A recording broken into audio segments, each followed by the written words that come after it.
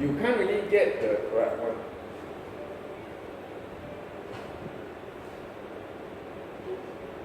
Oh, this one. Yeah. No, I want to see whether this one got the Curie text or not. Marshmallow, not here. Yeah. I don't even know which one is the correct one. I don't even see the marshmallow parameter inside. You see, Google, this kind of page, I just so much redirect that actually you don't know which one is which one. I think the first link is a redirect because of 302. 302 is redirect, right?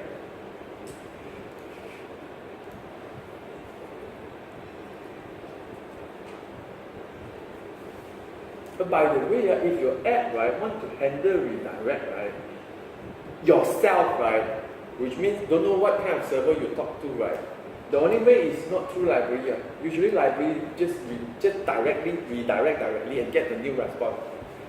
If you want to handle yourself, you actually need HTTP connections. You say, why do we need to handle ourselves? Depends on certain app. You don't want it to redirect, you want to do yourself. It's a URL redirections. So usually the response has a new link one. I think it's called location. Really? It's so simple.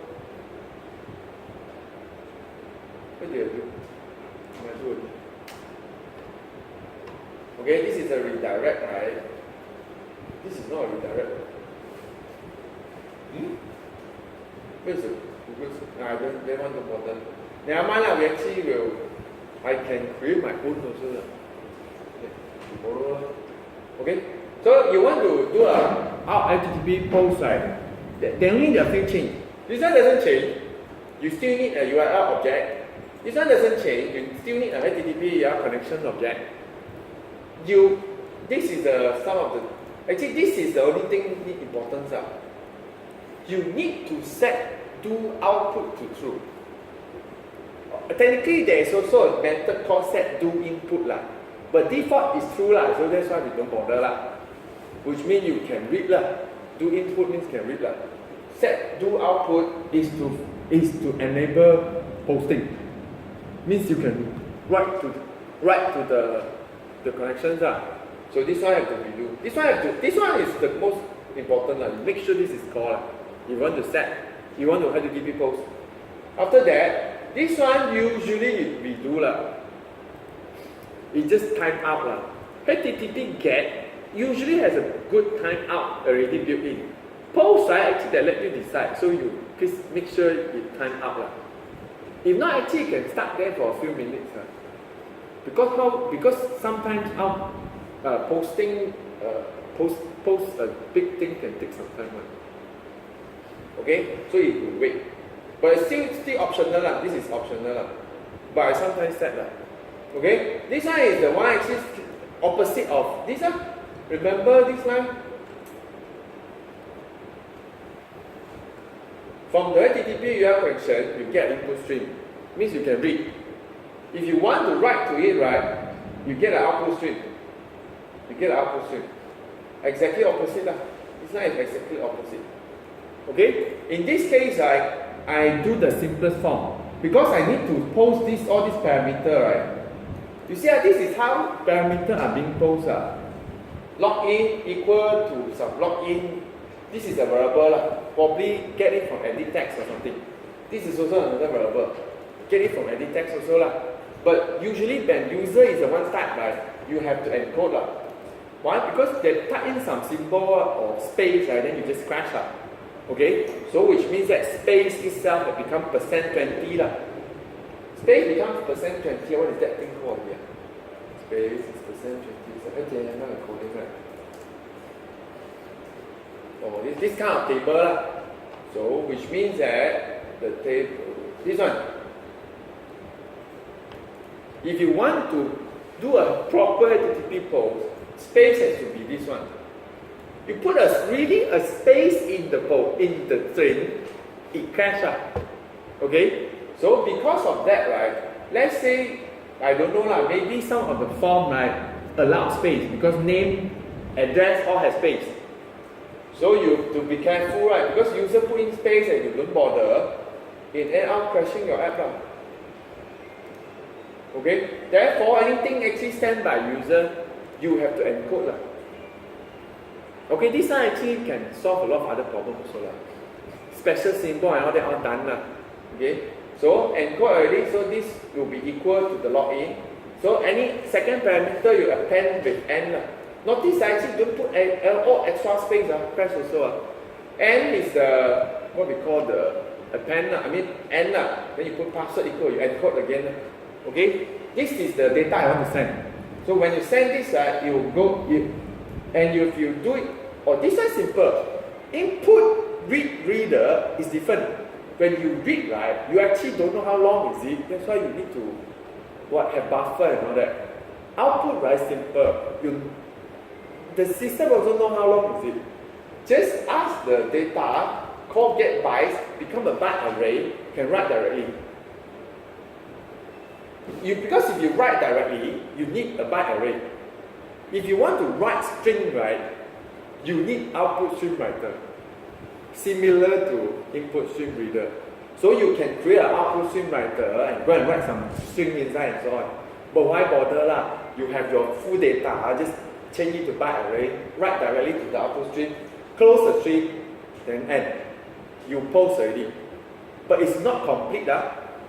If you never read back the response, because the way it works is actually if you do a HTTP post, not only you need to post, you need to read back the response.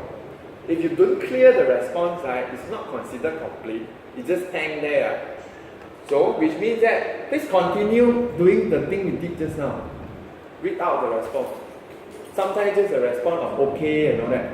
JSON status okay, or whatever, or redirect or whatever. But you have to handle. Once you read the response, you complete the HTTP post. Because if you don't write, why is it not post? Because it's not complete.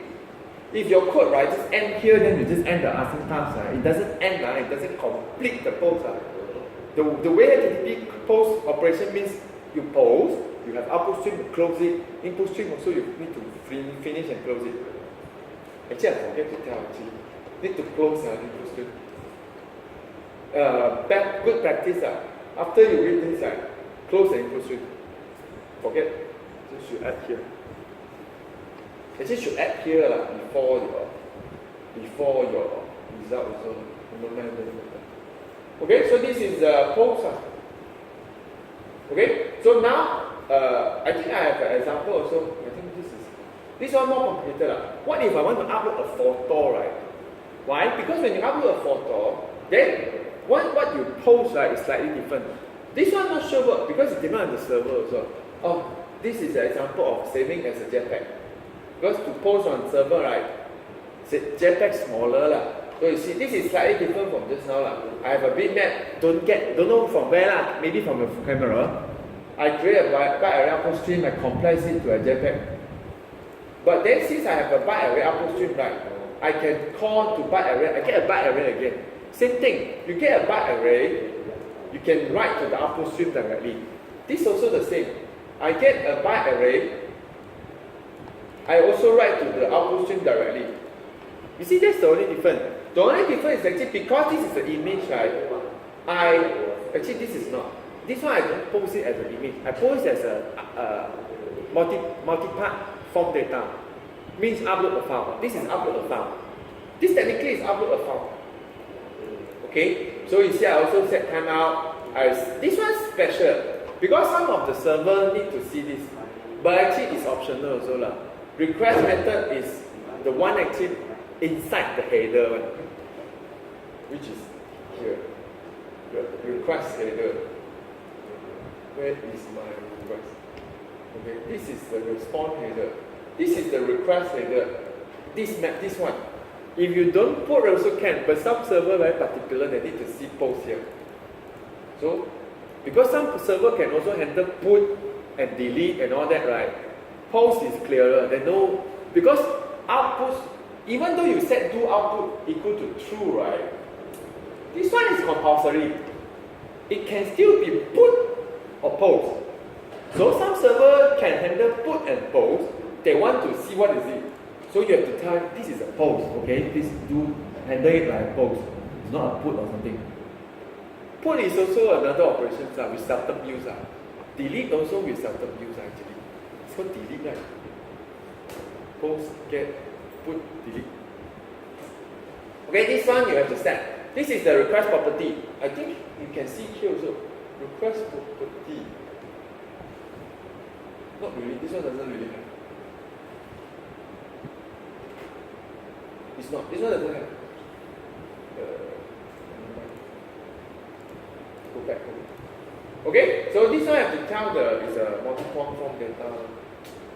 Okay, set your through. Then output stream, then you write directly close, then you pass the input stream again. Okay, this is you want to upload the image. This is, I think, it's upload the image. Okay, so now the next one is actually this one, it become more complicated already. Some of us, right, when you actually do your own web services and all that, sometimes you need the session one. Because sometimes, right, you still want the Android app to behave like a web app. Web app easy. Let's say you have PHP. You log in, there is a session ID. You have once the session is, the ID is being like this is authenticated. Just based on the session ID, right, it's already enough to continue and continue and continue. Android is slightly different. Why? Since it doesn't really store the session like that, you actually need to save something yourself, and then every subsequent request put back into the header to simulate that actually is the same session. This is how it works. Actually, even here also the same. How they know actually it's the same session? Because of all this, right? This is Google search. Cookie, right? This is how they maintain this is the same sessions. So subsequent requests, you have to make sure it still has this set. So technically, I'm setting this again and again in my request. So how do you get the cookie out, right? And because it's not in the response body, slightly different. These are in header. You see, there are so many cookies being set by Google. So all these are set cookie by Google. Set so many things up by Google. Okay? Your server probably only set one or two. But it doesn't matter, as long as it's set, you can use it. Not only set cookie, any property you set it there, you can get out from the header. So you see the difference is like this. Once you have a HTTP URL connections, you can call get header. This one I think is optional. This one I'm not sure whether optional. You can try call it directly. If it doesn't work, you call this before. Okay, this one probably initiate the connections. Okay, you see, once you have a HTTP URL connection and they are connected, you can call get header field and get back exactly what is the string inside the header field. So this is the response, right? Which means this one. Response header. This is the response header. Response header. The set cookie. So you're exactly getting out some of this, the whole string here. This one cannot tell because this one, if I know, right, I have to look and get multiple. Our app, this code, right, only assume one. So if I know there are multiple, I have to do slightly different, which is very annoying. Okay, so now for this case, actually, that server, right, will be this string. Of course, then sometimes it's not useful also. You probably want to get this one. SSID. That's why I said don't look at Google, so complicated. Everything simple. That's the problem I don't know. Anyone actually says, let's put the I think I should bring my own server. Then I can try. And I put back because this is in the response header. If you want to use it for subsequent requests, right? So this is the second one. This is the request. This is the response. Okay, assume that actually the next request you do, right? You set request property, then you put in cookie. Of course, they say, why is it like this? Most of the server is like this. The response is set cookie. The request is cookie. But the string is the same. Okay? This one I probably don't call connect. I just do your get input string directly. Okay? I think that's all for the slide. Okay, we point see whether we got time to test this or not. Not sure lah. Because we need a proper server to test this. I forget actually I can create one server. Okay, but never mind, we go back to the simple one. Actually, we'll start passing just input stream first. Okay, so make sure you have the slide because we probably do a lot of copy paste. It will be faster. Okay, so now actually you need a new project already. Okay. This one can be done in emulator. Emulator can do quite good work on HTTP connection. So that actually if your what your phone right don't have data plan doesn't matter, your emulator can send the emulator. Works also. Okay, let's start a new Android project. Okay.